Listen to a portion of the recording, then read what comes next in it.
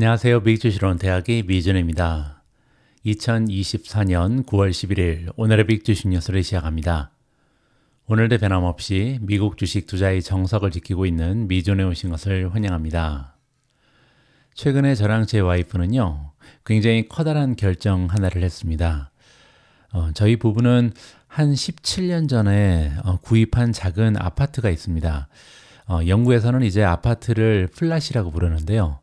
런던 외곽의 서튼이라는 아주 아름다운 곳에 예전에 둘이 열심히 일을 해서 이제 아파트 하나를 샀는데요. 최근 들어서 이제 집을 가지고 있으면 관리도 좀 어렵고요. 그리고 미국 주식에 투자하는 거에 비해서 수익률이 너무나 많이 떨어진다는 생각을 하게 됐습니다. 그래서 과감하게 이 집을 정리를 하고요. 그 돈을 가지고 이제 미국 주식에 투자를 하겠다 이런 계획을 가지고 있거든요. 그런데 어제 굉장히 즐거운 소식 하나가 들려왔습니다. 드디어 부동산에서 바이어를 찾았다라고 연락이 왔거든요. 그래서 한 두세 달 후면 이제 추가적인 투자 자금을 마련할 수 있게 됐습니다.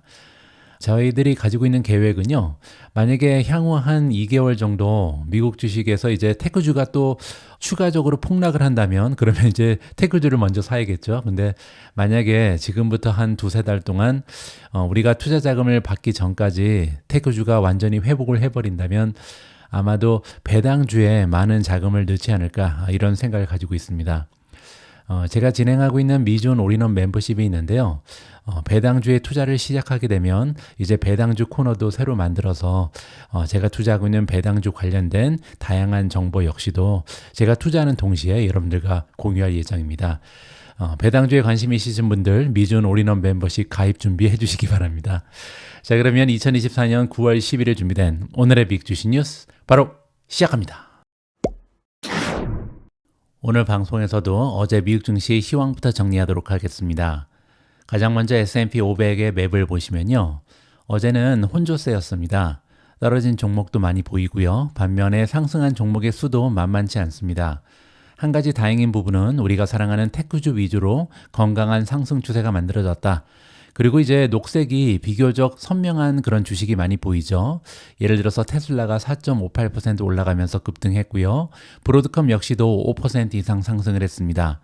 아마존이 플러스 2.37, 엔비디아가 플러스 1.53, 마이크로소프트도 2% 이상 올랐죠. 따라서 애플을 제외하고 대부분의 테크주들이 상승을 했다. 이렇게 보시면 됩니다. 애플 같은 경우는 아이폰 16이 나왔는데요.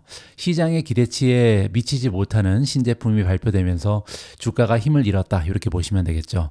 구글 같은 경우는 어제 말씀드린 것처럼 최근에 반독점 규제 관련 소송 때문에 주가가 이렇게 힘을 내지 못하는 상황이 있다. 이렇게 보시면 되고요. 다음에는 시장의 폭을 확인해 보도록 하겠습니다. 최근 들어서 시장의 폭이 많이 좁아지긴 했습니다. 80을 육박하던 시장의 폭이 이제는 63.61%로 떨어졌는데요. S&P 500을 이루는 500대 기업 중에 지금 현재 단기적인 추세가 좋은 종목은 63.6%다. 이렇게 보시면 되고요. 장기적인 추세가 좋은 종목은 67.79%입니다. 아직까지 하락장이다 이렇게 보기에는 건강한 상태가 유지되고 있다. 이렇게 보시면 되겠죠. 자, 이번에는요, 빅스 지수를 오랜만에 볼 텐데 거의 20 가까이까지 형성이 돼 있죠. 19.34를 찍고 있어서요. 아직까지는 변동성이 극심한 상황이다. 과거 평균에 비해서 그렇다는 거죠. 월등히 높아지는 추세는 아니지만 그럼에도 불구하고 아직은 변동성이 시장에 남아 있다. 이렇게 보시면 됩니다. 피어 앤 그리드 인덱스도 마찬가지죠. 현재 시장에는요, 공포감이 어느 정도 존재한다. 39라는 공포 탐욕 지수를 나타내고 있습니다. 3대 지수의 움직임을 보시면요. 어제 다우존스는 0.23% 떨어졌고요. S&P 500은 플러스 0.45, 마지막으로 나스닥이 0.84% 상승하면서 가장 좋은 추세를 보였습니다. 러셀 2000은 소폭으로 하락했는데요. 0.016% 떨어졌기 때문에 어제는 횡보를 했다. 다행인 점은요. 주가가 떨어졌다가 반등을 하면서 마무리가 됐다는 점을 위안으로 삼을 수가 있겠습니다. 이제 중요한 것은요. 오늘 발표되는 중요한 지표 하나가 있죠. 미국 뉴욕 시간으로 8시 30분에요. 8월 달의 소비자 물가지수, 우리가 CPI라고 부르는 굉장히 중요한 보고서가 발표가 됩니다. 경제학자들은요. 근원 인플레이션율이 전월 대비 0.2% 올라갈 것이다. 그리고 전년 대비 3.2% 상승할 것이다. 이렇게 예상을 밝히고 있습니다. 일단 지금 현재 시장에서 가장 중요한 이슈는 리세션이긴 합니다. 하지만 그럼에도 불구하고 일단은요, 소비자 물가지수가 잡혔다, 물가가 잡혔다라는 인상을 주는 것이 가장 중요하겠죠. 따라서 일단 오늘 발표되는 CPI 보고서에서 인플레이션을 잡아주고요. 그리고 나서 향후에 발표되는 경제 지표가 경제도 튼튼하다, 이러한 모습을 보여야만 주가가 달릴 수 있다, 이렇게 우리가 가정을 하면 좋을 것 같습니다. 다음에는 미준 탑픽의 성적입니다. 어제 주가 흐름이 가장 좋았던 종목은 브로드컴이고요. 5.25% 급등하면서 이제 손실을 많이 줄였습니다. 최근 일주일 동안 3% 떨어지는데 그쳤고요. 한 달 동안은 이제 횡보 수준에 머물러 있다, 이렇게 보시면 되겠죠. 두 번째로 테슬라, 최근에 가장 모멘텀이 뛰어난 종목 중에 하나인데요. 어제 역시도 4.58% 추가적으로 상승을 했습니다. 테슬라 같은 경우는 한 달 동안 13.08% 상승 추세를 만들어내고 있고요. 세 번째로 AMD가 3.39% 플러스로 마감이 됐습니다. 네 번째로 B2가 플러스 2.81, 마이크로소프트 플러스 2.09, 엔비디아 플러스 1.53, 아이트론 플러스 0.81, 팔란티어가 어제 역시도 0.46% 올라가면서 최근 들어서 가장 좋은 모멘텀을 지켜내고 있다, 이렇게 보시면 되겠죠.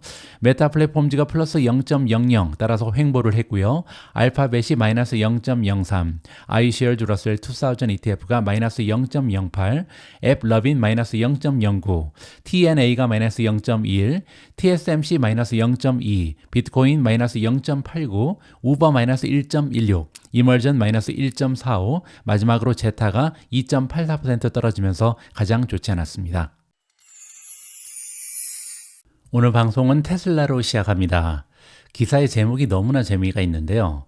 테슬라에 대해서 오리처럼 생겼고 오리처럼 꾀꾀거리면 결국은 오리일 뿐이다, 이러한 주장을 하는 애널리스트가 있습니다. 무슨 얘기인지 한번 살펴보시죠. 한 증권사에서는 매그니피센트 7을 매그니피센트 6로 축소했습니다. 테슬라는 더 이상 포함되지 않기 때문이고요. 전통적으로 다른 월가의 분석가들이 다루었지만 우리는 매그6는 매그니피센트 6, 즉 대표적인 테크 기업 6개를 얘기합니다. 이러한 매그6가 나머지 경제의 압도적인 컴퓨팅 제공업체로서 응집력 있는 부문이 됐다, 이렇게 주장하고 있습니다.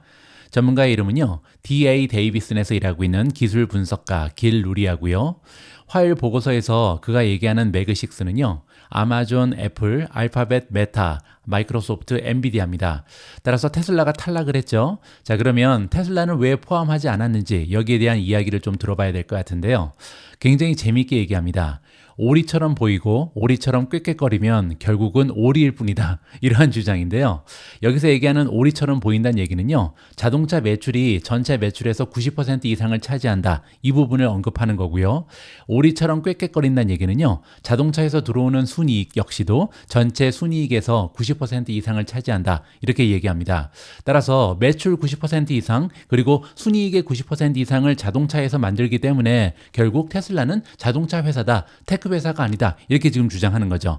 그리고 한마디 더 있는데요. 나한테 뭐라 그러지 말라, 이렇게 지금 포스팅에 덧붙였습니다. 나한테 뭐라 하지 말라라는 요청은요, 사람들이 소셜미디어 게시물에서 자신을 공격하는 것을 원하지 않는다라는 뜻입니다. 길 루리아는요, 매그7에서 테슬라를 삭제하는 것이 테슬라 지지자들한테 인기가 없을 것을 이미 알고 있기 때문에 이렇게 부탁에 얘기를 했다, 이렇게 보시면 되고요. 하지만 일리는 있습니다. 테슬라는 전기차 판매 성장 둔화와 이익률 하락으로 어려움을 겪고 있는 상황이기 때문이죠. 이는 자동차 산업의 전형적인 특징이다. 최근에 1년이 넘게 테슬라의 주가 흐름이 좋지 않은 이유는요, 사실상 자동차 산업 자체가 좋지 않기 때문입니다. 이렇게 테슬라가 만약에 테크 기업이라면 자동차 산업의 하락에도 불구하고 좋은 모습을 보였어야 되는데 그렇지 못하고 있다. 테슬라는 결국 자동차 회사이기 때문에 자동차 산업과 함께 가고 있다, 똑같은 모습을 보이고 있다, 이렇게 주장을 하는 거죠. 그리고 테슬라 주식은요, 올해 들어서 지금까지 하락한 유일한 매그7 주식이었습니다. 화요일 정오 거래까지 테슬라 주식은요, 올해 들어서 약 10% 하락했습니다. 반면 나머지 6개 종목은 평균적으로 35%나 상승을 했고요. 그중에 엔비디아는 무려 115% 이상 상승하면서 선두를 달리고 있다, 이렇게 보시면 되겠죠. 하지만 그럼에도 불구하고 루리아는요, 여전히 약간의 반발을 받을만 하다. 자, 어떤 부분이냐면요, 테슬라는 마이크로소프트 메타와 마찬가지로 AI 컴퓨팅에 엔비디아 칩을 사용합니다. 테슬라는 AI 컴퓨팅을 사용해서 자동차의 운전과 로봇의 기본 작업을 훈련시키는 중이다. 또한 테슬라는요, 도조라는 슈퍼컴퓨터도 보유하고 있죠. 따라서 자동차 기업이라고 보기에는요, 테크 쪽에 많은 투자를 하고 있는 것이 바로 테슬라다, 이렇게 얘기하는 거죠. 베어드의 애널리스트 벤 칼로가 나오는데요. 이 전문가는 테슬라가 결국 다른 사람들에게도 AI 컴퓨팅 서비스를 제공할 것이다, 이렇게 미래에 대해서 긍정적인 전망을 갖추고 있습니다. 그렇게 되면 테슬라는 결국 다른 기술 대기업과 비슷해질 것이다. 이제 여기에 한 가지 잠재적인 위험성이 있는데요. 그건 뭐냐면 XAI죠.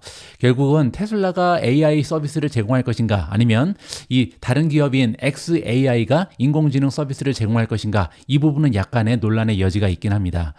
벤칼로는요, 테슬라의 주식을 매수로 평가하고 목표 주가를 $280로 제시합니다. 그렇게 되면 지금 현재 주가에서 23%의 상승 여력이 있는 셈이고요. 루리아의 발언은 도발적이지만 테슬라의 매그7 포함 여부에 대한 논쟁은요, 오늘 당장 결론이 나지는 않을 것이다. 아직은 논쟁의 여지가 있다, 이렇게 얘기하는 거죠. 궁극적으로 테슬라는요, AI 기반 매출에서 상당한 성장을 보여야만 DA 데이비슨이 다시 이 회사를 매그7 목록에 포함시킬 수 있다, 이렇게 보시면 되겠습니다. 테슬라는 10월 10일에 자율주행 기술 일부를 선보이는 로보택시 이벤트를 개최합니다. 따라서 앞으로 한 달만 기다리면 드디어 첫 번째 기회가 찾아오는 거죠. 실제 로보택시와 서비스 도입 일정이 포함된 성공적인 이벤트가 개최되면요, 투자자들에게 테슬라의 AI 컴퓨팅 노력이 진짜임을 확신시키는데 커다란 도움이 될 것이다, 이렇게 긍정적으로 전망이 가능합니다. 하지만 어제 테슬라 주가는요, 오히려 급상승했습니다. 무려 4.6%나 급등했죠. 이렇게 테슬라의 주가가 길 루리아의 화요일 발언에 흔들리지 않은 이유는요, 테슬라가 도이치뱅크 애널리스트 에디슨 유로부터 매수 등급을 새로 받았기 때문이다. 또 다른 긍정적인 보고서가 있었다, 이렇게 보시면 됩니다. 따라서 다음 기사는요, 도이치뱅크의 애널리스트 에디슨 유의 이야기를 들어보도록 하겠습니다. 자, 이번에는 테슬라 관련해서 긍정적인 주장을 함께 들어보도록 하겠습니다. 도이치뱅크가 테슬라를 최고의 추천 기업으로 선정했는데요. 그 이유를 함께 들어보시죠. 도이치뱅크는 미국 자동차 산업에 대한 커버리지를 제기했고요. 그 과정에서 테슬라를 최우선 추천 종목 탑픽으로 선정했습니다. 애널리스트 이름은 에디슨 유고요. 에디슨 유는 매수 등급을 부여했고요. 월요일 종가 대비 36%의 상승 여력이 있는 $295의 목표 주가를 제시했습니다. 그러면서 테슬라를 강추했다, 이렇게 보시면 되고요. 테슬라 주가는 2024년에 거의 10% 하락했지만 이번 분기 들어서는 현재까지 9% 이상의 상승률로 전체 시장의 분기 실적을 능가하고 있습니다. 따라서 YTD로 보면 마이너스 10%, 굉장히 좋지가 않죠. 하지만 3분기 들어서는 시장을 이겨내고 있다. 최근 들어서 모멘텀이 강화되고 있다. 이렇게 이해가 가능하겠죠. 에디슨 유에 따르면요, 테슬라는 전통적인 자동차 제조업 차량보다는 여러 산업을 재편하려는 기술 기업에 가깝고요. 따라서 독특한 유형의 밸류에이션 평가를 받을 자격이 있다, 이렇게 주장합니다. 앞에서 길 루리아가 얘기한 거에 반대죠. 길 루리아는요, 너는 오리처럼 생겼고 오리처럼 꾀꾀거리니까 오리가 맞다, 이렇게 얘기하고 있죠. 현재에 집중하고 있는 겁니다. 지금 현재 매출도 그렇고 순이익도 그렇고 전체 매출의 90% 이상을 자동차에 의존하기 때문에 너는 자동차 기업이 맞다, 이런 주장이었죠. 하지만 에디슨 유는요, 미래를 보는 것 같습니다. 지금 현재 여러 가지 다양한 산업을 재편하려는 기술 기업의 모습이 바로 테슬라다. 따라서 밸류에이션을 평가할 때 자동차 기업으로 보고 밸류에이션을 평가하면 너무나 비싼 기업이 맞죠. 하지만 미래를 보고 투자한다면 현재 밸류에이션이 정당화될 수도 있다, 이렇게 지금 주장을 하는 겁니다.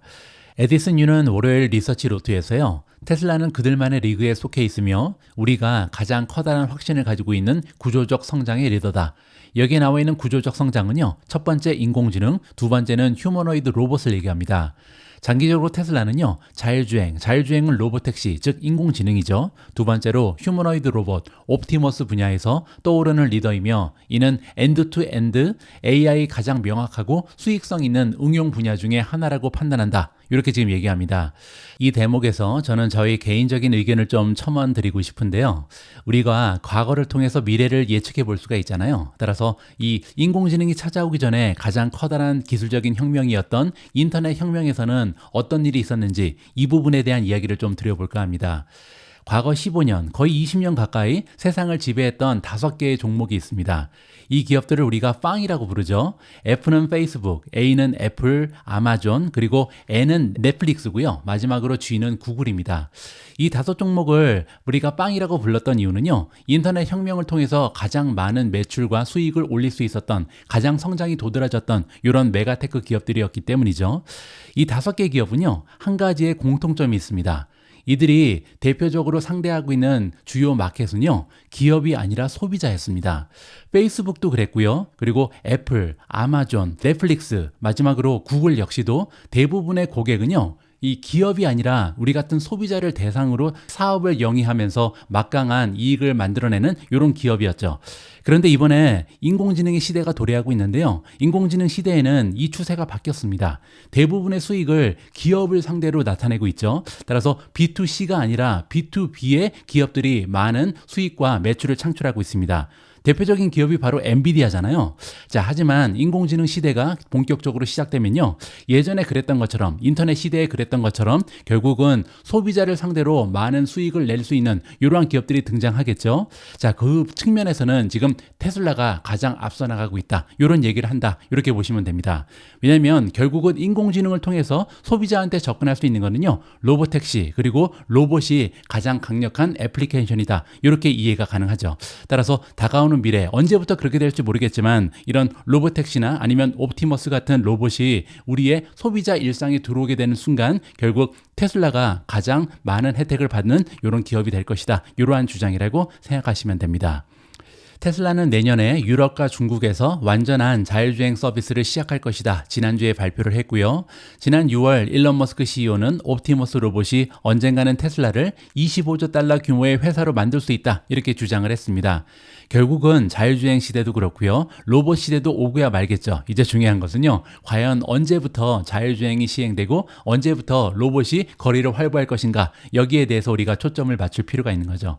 자, 그리고 잊지 말아야 한 가지 분야가 더 있습니다. 바로 에너지죠. 에디슨 유에 따르면요. 테슬라의 에너지 저장 사업은 또 다른 유망한 성장 기회를 제공한다라고 주장합니다. 그는 순매출 130억 달러를 예상하고 있고요. 단기적으로 자동차 배송 마진은 실제로 약화되었지만 이는 향후 출시될 신모델이나 개조 모델을 앞두고 일시적인 현상이라고 생각한다. 이렇게 얘기하고요. 테슬라는 이미 전 세계적으로 브랜드 인지도를 확보하고 있으며 이미 탁월한 배터리 전기자동차 제조업체라고 분석가는 덧붙였다. 이렇게 마무리가 됩니다. 참고로 에디슨 유의 성적을 보여드리면요. 굉장히 초라하죠. 왜냐면 이 전문가는요. 자동차 섹터만 커버를 하는 이런 애널리스트거든요. 따라서 지금 바닥을 기고 있고요. 석세스 레이트는 22%에 불과합니다. 주식 10개를 선정을 하면 그중에 2개 정도만 맞아 떨어진다. 이렇게 보시면 되고요. 지난 1년간 평균적인 수익률은 마이너스 24%를 기록하고 있습니다. 자동차 산업이 그 정도로 좋지 않았다. 이렇게 이해가 가능하겠죠. 이번에는 시킹알파로 이동을 해서요. 테슬라의 주식을 잠깐 분석해 보도록 하겠습니다. 지금 현재 레이팅 3가지가 모두 홀드에 머물러 있습니다. 시킹알파에 연계되어 있는 시킹알파의 애널리스트들도 홀드를 주고 있고요. 월가의 전문가들도 3.2, 즉 보류 의견을 주고 있고요. 세 번째로 퀀투스코어도 3.31에 불과합니다. 자, 이렇게 퀀투스코어가 3.31밖에 되지 않는 이유는 바로 밸류에이션이죠. 밸류에이션이 지금 F학점을 받고 있거든요. 따라서 다른 쪽은 그나마 중간 이상은 가는데요. 밸류에이션이 너무나 높은 기업이 테슬라다. 조금 이렇게 주장을 하고 있는 거죠. 자, 그러면 밸류에이션이 어느 정도로 높은지 이 부분을 잠깐 체크해 보도록 하겠습니다. PE 레이쇼를 포워드로 보시면요. 111배의 거래가 되고 있죠. 1년간 만들어낼 것으로 기대되는 향후 12개월 동안 테슬라가 만들 수 있는 순이익에 비해서 시가총액이 100배 이상 부풀려져 있다. 따라서 너무나 비싼 기업이다. 이 부분은 우리가 인정을 해야 됩니다. 더욱이 성장률이 많이 떨어져 있는 상황이죠. 따라서 향후의 1년간 성장률로 이러한 밸류에이션을 나누면요. PEG가 8.46까지 올라가 있습니다. 따라서 지금 현재 펀더멘탈을 보면요. 테슬라는 투자 가치가 매우 떨어져 있다. 향후에 기업의 성장 스토리는 매우 뛰어나나 하지만 펀더멘탈은 회복하려면 시간이 걸릴 수 있다. 이런 식으로 우리가 정리를 해볼 수가 있겠죠. 다음에는요, 테슬라의 모멘텀을 살펴보도록 하겠습니다. 어드밴스 클릭하시고요. 밑으로 내려오셔서 차트 바이 트레이딩 뷰를 클릭하시면 테크니컬 분석이 가능합니다. 자, 여기 테크니컬 클릭하시고요. 그러면 지금 현재 테슬라의 모멘텀이 얼마나 뛰어난지 직접 확인해 볼 수가 있는데요. 총 26가지의 모멘텀 지표 중에 단 한 가지도 매도 주장은 없습니다. 따라서 지금 모멘텀이 너무나 뛰어난 거죠. 중립은 10가지, 그리고 매수 의견은 16가지나 됩니다. 따라서 지금 현재 모멘텀 지표는요, 테슬라의 주가 상승을 점치고 있다, 이렇게 보시면 되겠죠. 자, 다음은요, 테슬라의 주가 차트를 잠깐 보여드리도록 하겠습니다. 지금 보고 계신 그림은 테슬라의 1년 주가 차트인데요. 제가 선을 2개 그어놨습니다. 첫 번째 아래에 있는 선이 굉장히 중요한데요. 여러분들 기억하시는지 모르겠습니다. 제가 한 2, 3개월 전에 205달러를 넘어서야 그때부터 주식이 급상승할 수 있다, 이러한 예측을 여러분들과 공유한 적이 있는데요. 바로 205달러, 206달러 선이죠. 그때 205달러가 뚫리면서 테슬라 주식이요, 굉장히 많은 폭으로 상승을 했었습니다. 그런데 268, 267에서 막혔죠. 왜냐하면 이게 전고점이었거든요. 따라서 굉장히 단단한 저항선을 만나면서 주가가 꼬꾸라졌다, 이렇게 보시면 되겠죠. 다행인 점은요, 이번에도 횡보를 하다가 결국은 205달러, 206달러 부근에서 다시 상승 추세를 만들어내고 있습니다. 따라서 이대로 모멘텀이 지켜진다면 다시 한번 267달러 정도까지 올라가면서 다시 한번 저항선을 뚫을 기회를 마련하지 않을까, 이렇게 긍정적으로 기대가 가능할 것 같습니다. 다음으로 준비한 기사는 제가 몇 번이나 완벽한 종목이다, 이렇게 칭찬을 아끼지 않았던 TSMC 관련된 호재입니다. TSMC의 8월 매출이 발표됐는데요. 33%나 전년 대비 증가를 했습니다. 자세한 내용을 한번 읽어보시죠. TSMC의 지난달 매출은요, 전년 대비 33%나 증가했고요. 이는 스마트폰 시장 회복과 엔비디아 AI 칩에 대한 지속적인 수요에 베팅하는 투자자들에게 긍정적인 신호로 받아들여지고 있다, 이렇게 정리가 나와 있습니다. TSMC는 9만 가게가 아닙니다. 시가총액 기준으로 전 세계 10대 기업 안에 들어가는 엄청난 규모의 기업이죠. 자, 이렇게 대규모의 기업이 작년 대비 매출이 33%나 성장했다. 이거는요, 엄청난 성장이다, 이렇게 인정을 해줘야 됩니다. 어제 TSMC의 주가는 오히려 떨어졌죠. 이거는요, 기대치가 높다, 이렇게 생각하면 좋은데요. 조금 있다가 우리가 밸류에이션을 확인해 보겠지만 기대치가 그렇게 완벽한 성적에 맞춰줄 정도로 밸류에이션이 높은 기업도 아니기 때문에 제 생각에는요, 33% 성장은 만족할 만한 성장 추세다, 이렇게 이해가 가능합니다. 자, 여기에는 두 가지 이유가 있다라고 얘기를 하는데요. 첫 번째는 스마트폰 시장이 회복을 하고 있죠. 굉장히 커다란 부분을 담당하고 있는 시장이기 때문에 중요한 요소고요. 두 번째로 최근에 각광을 받고 있는 AI 칩에 대한 수요가 계속해서 유지되고 있다, 이렇게 두 가지의 긍정적인 신호가 발견되고 있습니다. 8월 달에 TSMC 매출은요, 2,509억 대만 달러가 발표가 됐는데요. 그렇게 되면 미화로 78억 달러고요. 전월에 45% 성장 속도보다는 둔화됐습니다. 이거는요, 계절성이라고 보시면 됩니다. 보통 8월의 매출은 7월보다 떨어지는 경향이 있다, 이렇게 보시면 되고요. 애널리스트들은 3분기에 TSMC의 매출이 37% 성장하면서 2023년 포스트 코로나로부터 회복세를 이어나갈 것으로 예상을 하고 있다. 따라서 3분기 전체로 봤을 때도 37% 작년 대비 성장할 것이다. 굉장한 소식이 전달되고 있는 거죠. 한 달간의 스냅샷에 불과하지만 이러한 결과 33%나 성장한 좋은 결과는요, 시장이 AI 인프라 지출의 지속성을 과대평가하는 것이 아닌가, 이러한 우려를 가지고 있었는데 이러한 시장의 우려를 덜어줄 수 있는 좋은 성적이었다, 이렇게 나와 있습니다. 엔비디아 주가는요, 9월 3일 가장 높은 기대에 부응하지 못한 실적을 발표한 이후 하루 만에 2,790억 달러의 가치가 사라져버렸습니다. 어제 TSMC의 주가가 조금이라도 하향 조정된 이유는요, 바로 이러한 기대치 때문이다, 이렇게 우리가 이해가 가능한 거죠. 이로써 TSMC는요, 3분기 매출에 대한 평균 예상치를 약간 상회할 것으로 보인다. 마크 리라는 번스타인의 애널리스트의 주장이고요.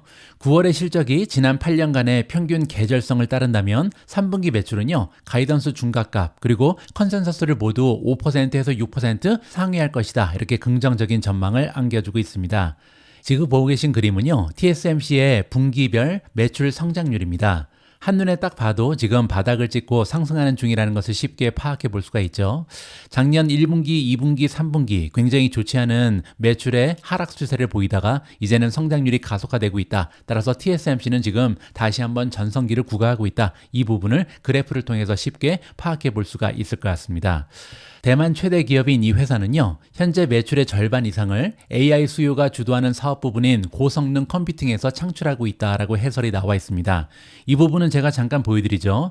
2024년 2분기 실적에 따르면요, 전체 매출 중에 무려 52%가 HPC에서 나옵니다. HPC가 하이 퍼포먼스 컴퓨팅의 약자거든요. 따라서 고성능 컴퓨팅에서 전체 매출의 52%가 발생하고요. 나머지 매출 중에 33%, 굉장히 커다란 부분이 스마트폰에서 발생하는 기업이 바로 TSMC다. 이렇게 지금 이해가 가능하겠죠. 따라서 스마트폰 시장이 반등을 하고 있고요. HPC는 지속적인 수요가 발생한다면 TSMC의 미래는 굉장히 밝다. 이런 식으로 우리가 기대를 해도 좋을 것 같습니다. 자, 그리고 애플은요, 월요일에 아이폰 16을 공개했습니다. 물론 시장에서 약간 실망한 부분이 있는데요. 그럼에도 불구하고 아이폰 16이 공개됐기 때문에 이 모바일 쪽에서 들어오는 매출이 조금은 더 성장할 여지가 있다. 이렇게 우리가 긍정적으로 기대가 가능하겠죠. TSMC는 지난 실적 발표에서 자사의 사업과 전망에 대해 낙관적인 평가를 내렸습니다. 세계 최대의 위탁칩 제조업체인 이 회사는요, 7월에 연간 성장 전망을 이전에 제시했던 최대 20% 중반을 넘어서는 것으로 상향 조정했다. 따라서 가면 갈수록 예상치가 상승하고 있다. 긍정적인 소식인 거죠. 시장이 개선됨에 따라서 최고 경영자 CC 웨이는요, 대대적인 글로벌 확장을 주도하고 있습니다. 이 회사는 애리조나에서 프로젝트 초기에 진전을 보이고 있다. 이 부분은 제가 기사를 통해서 여러분들께 전달해 드렸죠. 대만에서 발생하는 수율과 비슷한 수준의 수율을 지금 애리조나 공장에서 만들어냈다. 엄청난 호재가 발생을 했었죠. 자, 그리고 일본의 세 번째 팹을 고려하고 있고요. 몇 주 전에는 100억 유로 규모의 독일 시설 역시도 착공을 했습니다. 따라서 대만에 머무는 것이 아니라 전 세계에 지금 시설을 확장하면서 수용 능력, 즉 캐퍼시티를 급격하게 늘리는 기업이 바로 TSMC다. 이렇게 긍정적으로 마무리가 가능할 것 같습니다. 자, 이번에는요, TSMC의 펀더멘탈을 잠깐 보여드리도록 하겠습니다. 아까 기사를 읽다가 제가 시장의 기대치가 굉장히 높다라는 말씀을 드렸잖아요. 자, 그런데 이렇게 완벽한 기대치를 형성할 만큼 비싼 기업이 아니라는 것을 여러분들께 좀 보여드리고 싶습니다. 일단 레이팅을 보시면요, 현재 TSMC의 레이팅은 너무나 좋죠. 시킹알파에 연계되어 있는 애널리스트들은 4.00을 주면서 매수 의견을 주고 있고요. 월가의 애널리스트들은 4.62 강력 매수를 주고 있고요. 퀀투스코어는 5점 만점에 4.96 거의 완벽한 점수를 받고 있습니다. 5점 만점을 받지 못하는 이유는요, 바로 밸류에이션이다. 이렇게 나와 있는데요. D 플러스를 받고 있죠. 자, 그러면 밸류에이션이 어느 정도인지 잠깐 체크를 해 보도록 하겠습니다. 밸류에이션 클릭하셔서 PE 레이시오 포워드로 보시면요, 24.86배입니다. TSMC의 5년 평균은 22배죠. 따라서 과거 5년 평균에 비해서는 조금 더 비싸졌다. 이 부분을 확인해 볼 수가 있는데요. 자, 그럼에도 불구하고 테크주, 그 중에서도 가장 잘 나가는 TSMC가 24배의 거래가 된다는 것은요, 결코 비싼 주식은 아닌 거죠.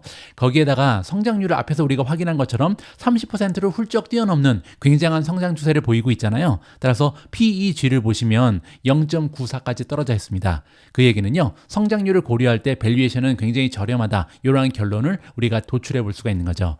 자, 마지막으로 TSMC의 성장률을 체크해 볼 텐데요. 과거 1년 동안 TSMC의 성장률은 10%가 채 되지 못했습니다. 하지만 다가오는 1년 동안은 13.36% 매출이 성장할 것이다. 이러한 전망이 대시되고 있는 거죠.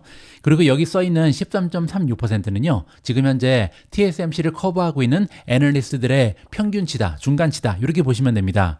자, 그런데요, 방금 전에 우리가 기사를 통해서 본 것처럼 올해 성장률이요, 13.36%에 그칠 가능성은 전무합니다.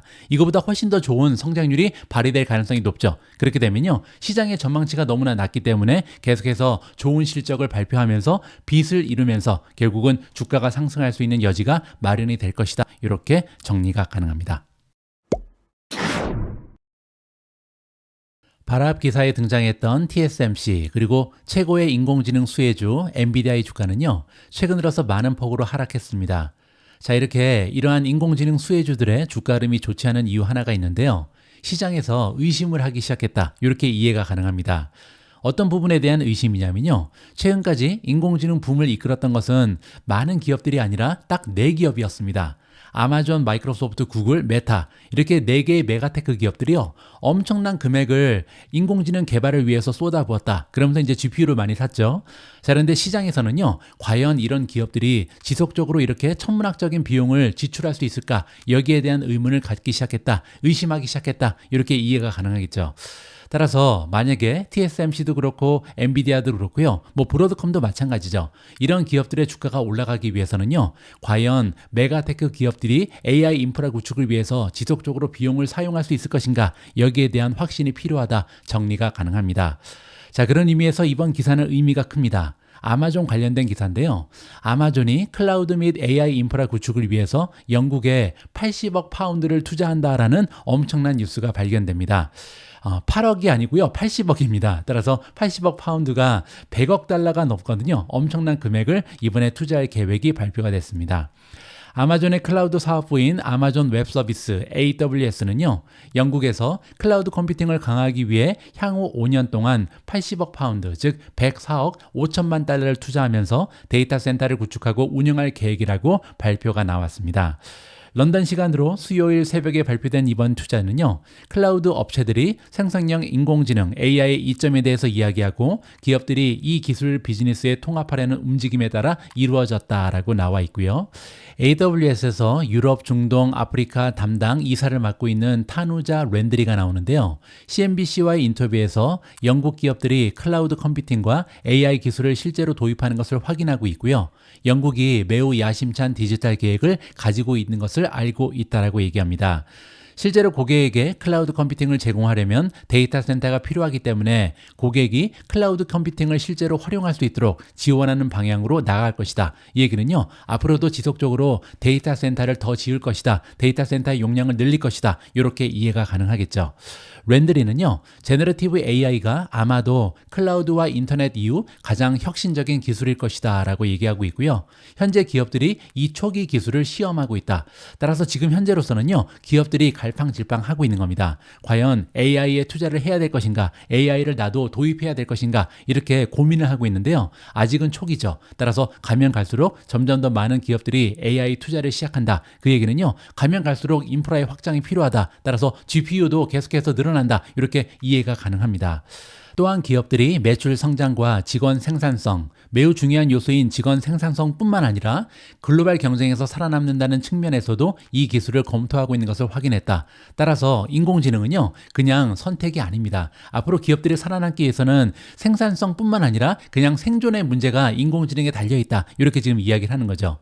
AWS는 다른 클라우드 업체들과 함께 AI 모델을 학습하고 실행하기 위해 데이터 센터와 엔비디아 칩 같은 인프라에 막대한 투자를 해왔습니다. 그러한 투자를 바탕으로 이 클라우드 기업들은요, 다른 기업들의 AI 서비스를 판매하고요. AWS는 영국에서 마이크로소프트 그리고 구글과 경쟁을 하고 있고요. 이번 투자를 통해서 유럽에서의 사업 확장에 주력하고 있다. 이렇게 나와 있습니다. AWS는요, 올해 독일의 기존 클라우드 인프라에 무려 88억 유로를 투자할 계획이다. 이렇게 밝힌 바가 있습니다. 따라서 독일의 88억 유로, 자, 그리고 이번에는 영국의 80억 파운드, 이런 식으로 국가마다 100억 달러씩 쓴다. 뭐 이런 식으로 우리가 볼 수가 있겠죠. 따라서 이러한 기사를 계속 접하면서 우리가 확인할 수 있는 부분은요, 인공지능 붐은 이제 시작에 불과하고요. 앞으로도 인공지능 투자에 대한 붐은 계속해서 이어질 가능성이 높다. 따라서 GPU의 수요는 여전하다. 이렇게 이해가 가능할 것 같습니다. 오늘 마지막으로 준비된 기사에도 인공지능 수혜주가 등장합니다. 이번에는 팔란티어고요. 최근에 S&P 500 편입 소식이 전달되면서 주가가 많이 올라간 팔란티어의 목표 주가가요, 이번에는 50달러도 가능하다, 이러한 주장이 제기되고 있습니다. 과연 어떤 내용인지 한번 살펴보시죠. 뱅크 오브 아메리카는요, 화요일 메모에서 팔란티어의 목표 주가를 주당 50달러로 인상했는데요. 원래는 30이었습니다. 따라서 굉장히 커다란 폭으로 목표 주가를 올렸다, 이렇게 보시면 되고요. 주식에 대한 매수 등급을 재차 강조했습니다. 현재 주가 대비 무려 44%의 상승 여력이 있는 엄청나게 높은 목표 주가가 이번에 새로 나왔다. 긍정적인 소식이죠. 뱅크 오브 아메리카는요, 팔란티어의 S&P 500 편입을 중추적인 것으로 보고 있고요. 기관 투자자들이 근본적으로 오해하고 있다고 생각하는 회사의 장기적인 잠재력을 재평가할 수 있는 분수령이다. 이렇게 설명합니다. 따라서 지금까지는요, 팔란티어는 우리 같은 개인 투자자들한테는 굉장히 인기가 많았는데요. 많은 기관 투자자들이 투자를 진행하고 있지는 않았습니다. 하지만 S&P 500 편입을 분수령으로 해서 앞으로는 많은 기관 투자자들이 팔란티어의 주식을 매수할 가능성이 높다. 이렇게 주장을 하고 있는 거죠. 이제 팔란티어가 강력한 기업으로 떠오르면서 대형 투자자들이 곧 포지션을 재평가할 가능성이 높다. 그리고 이는 곧 주식의 잠재적인 상승 모멘텀을 의미한다라는 주장입니다. 팔란티어 주가가 6달러에 불과했던 시절부터 팔란티어를 추적해온 주식시장 전문가 마리아나 페레즈가 나오는데요. 마리아나 페레즈는 자신의 주장을 뒷받침하기 위해 몇 가지 심각한 역사적인 맥락을 끌어내고 있다. 따라서 과거를 통해서 미래를 예측해보자, 이런 얘기를 또 한번 하는 거죠. 마리아나 페레즈는요, 1980년 AT&T가 컨설팅 업체에 의뢰해서 2000년까지 휴대폰 미래 시장 규모를 예측했던 실수를 예리하게 비교했습니다. 자, 이게 무슨 얘기냐면요. 1980년에 AT&T, 그 당시에는 엄청난 대기업이었죠. 이 기업이 컨설팅 업체한테 물어본 겁니다. 지금 휴대폰이 꿈틀거리고 있는데 과연 미래에 이 시장의 규모가 어디까지 확장될 것인가? 이렇게 지금 컨설팅 업자한테 물어봤다는 거죠. 그때 대답이요, 90만 명이었다고 합니다. 하지만 실제로 2000년이 됐을 때 현실은요, 1억 명이 넘어갔죠. 그뿐만이 아니죠. 지금 현재는요, 1년에 판매되는 휴대폰의 개수, 스마트폰의 개수는요, 무려 15억 개가 넘어갑니다. 따라서 90만 명이 아니라 1억 명이었고요. 근데 1억 명은 2000년이고요. 2024년 와서는 무려 1년에 판매되는 휴대폰의 개수만 15억 개가 넘는다. 상당히 많은 오차가 있는 거죠. 자, 뿐만 아니라 이러한 초기 예측은요, 오늘날 우리가 살고 있는 디지털 세상, 즉 앱이라든지 스트리밍, 스마트 기기, 심지어는 1조 달러 규모의 상장 기업의 등장을 전혀 예측하지 못했다. 따라서 엄청난 실수를 저질렀다. 이렇게 지금 얘기하는 거죠. 그때 만약에 AT&T가 이 컨설팅 업체한테 의뢰하지 않고 제대로 된 견적을 받았다면 그때 엄청난 투자를 하면서 지금 AT&T가 삼성이나 아니면 애플의 위치에 가 있지 않을까, 이렇게 우리가 좀 상상을 해볼 수가 있는 거죠. 그녀는 초기 휴대폰 예측이 완전히 빗나갔던 것처럼 시장이 팔란티어의 잠재력을 심각하게 과소평가하고 있다, 이렇게 주장합니다. 뱅크 오브 아메리카는요, 팔란티어의 핵심 기술력, 특히 더 나은 의사결정을 위해서 데이터와 자동화를 활용하는 고유한 생태계를 구축하는 온톨리지 플랫폼에 주목을 하고 있습니다. 온톨리지는 제가 여러 번에 걸쳐서 설명드린 것처럼 데이터를 한꺼번에 볼 수 있는 하나의 지도다, 이렇게 보시면 됩니다. 따라서 각각의 흩어져 있는 데이터가요, 과연 어떤 의미를 가지고 있고 이러한 데이터를 가지고 어떠한 결정을 내릴 수 있는지 굉장히 쉽게 보여주는 지도 역할을 하는 것이 온톨리지다, 이렇게 이해하시면 되겠죠. 애널리스트들은요, 팔란티어가 머신러닝이라든지 AI, 그리고 곧 등장할 데이터 과학 기능, 예를 들어서 양자 컴퓨팅 같은 기술력을 얘기하는 거고요. 이러한 컴퓨팅이 안전하고 안정적으로 구현하는데 핵심적인 역할을 하는 것이 바로 팔란티어의 역할이다, 이렇게 얘기합니다. 그리고 이러한 접근 방식이 과거 20년 동안 지속되어 왔다. 따라서 최고의 전문가다, 이렇게 강조를 하는 거죠. 팔란티어의 차별점은요, 엔지니어가 고객과 직접 협력하면서 실질적인 가치를 더하는 맞춤형 솔루션을 개발하는 색다른 영업 방식에 있다. 이 부분에 대해서는 제가 여러 번에 걸쳐서 설명을 드렸죠. 일반적인 소프트웨어는요, 하나를 만들고 나면 똑같은 소프트웨어를 여러 개 복사해서 쫙 뿌리잖아요. 이러한 방식이 아니라는 거죠. 팔란티어는 개별적인 고객사와 이게 마주 앉아서요, 이들이 원하는 실질적으로 도움이 되는 그런 소프트웨어를 직접 개발해 준다. 여기에 커다란 영업 방식의 장점이 있다, 이렇게 보시면 됩니다. 자, 이런 과정을 통해서 팔란티어는요, 고객 간의 관계를 더욱 돈독히 하고요, 장기적인 성공을 촉진한다, 이렇게 주장을 하고 있습니다. 뱅크 오브 아메리카는 이 전략의 효과에 대한 증거를 제시하는데요, 바로 35%까지 올라간 영업이익률입니다. 이 방식이 팔란티어 솔루션의 사용자의 연관성을 높이고 팔란티어의 가격 책정력을 강화한다. 자, 이렇게 높은 영업이익률이 나올 수 있는 이유는 뭐냐면요, 소프트웨어를 굉장히 고가에 판매하기 때문이죠. 머리를 맞대고 앉아서 정말 사용할 수 있는, 당장 이 효율성을 극대화시키고 이 기업의 생산성을 증대시킬 수 있는 이런 소프트웨어를 만들어주기 때문에 고가에도 판매가 가능하다. 그렇기 때문에 이렇게 35%나 되는 영업이익률이 나올 수 있는 것이다. 이러한 설명이라고 보시면 됩니다. 분석가들은 특히 수익성이 대규모 고객 기반 확보에 달려있는 경쟁이 매우 치열한 소프트웨어 시장에서요, 팔란티어의 비즈니스 모델을 핵심적인 차별화 요소로 보고 있다. 따라서 이 팔란티어라는 기업은요, 다른 소프트웨어 기업과 경쟁하는 것이 아니다. 그들만의 리그가 있다. 굉장히 차별화되어 있다. 이것이 그들의 최대의 장점이다라고 칭찬을 아끼지 않고 있습니다. 9월 11일 오늘의 빅주식 뉴스는 여기까지입니다. 오늘 방송도 함께 해주셔서 감사합니다. 어제부터 시킹알파 한가위 맞이 프로모션이 시작됐습니다. 그리고 한 가지 10월 1일부터는요, 시킹알파 멤버십 피가 299달러까지 올라가거든요. 따라서 이제 얼마 남지 않은 기간인데요. 이번 프로모션에 가입을 하시면 연간 가입비가 214달러까지 할인이 되고요. 거기에다가 별도의 유료 프로그램인 알파픽이 선정한 두 종목을 무료로 공개받게 됩니다. 따라서 평소에 시킨알파 프리미엄 멤버십 가입을 원하셨던 분들께서는요, 이번 프로모션을 놓치지 마시기 바랍니다. 저는 내일도 여러분들 투자 활동에 도움될 수 있는 다양한 정보 모아서 다시 찾아뵙겠습니다. 우리 모두가 미국 주식 투자로 은퇴하는 그날까지 다 함께 화이팅입니다. 행복한 하루 되세요. 감사합니다.